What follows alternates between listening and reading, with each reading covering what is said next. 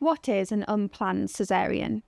You may have an unplanned emergency caesarean if your baby needs to be delivered quickly. This may happen if your labour is not progressing or there's any concerns about you or your baby's well-being. The word emergency makes it sound rushed, but there's often time to decide whether you want a caesarean. Your doctor and midwife will explain what your options are.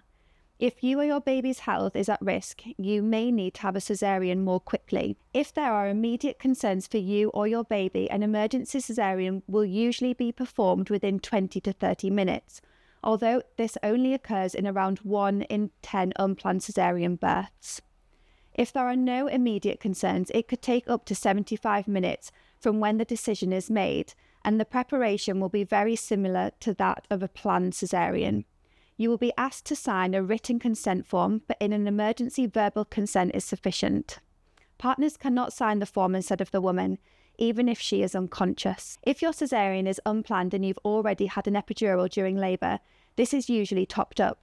Occasionally, an epidural alone is not sufficient, in which case other options include a combination of epidural and spinal block or a general anaesthetic. Occasionally, a general anaesthetic where you're asleep may be used, particularly if the baby needs to be delivered very quickly. This is rare, less than 10% of all caesarean sections.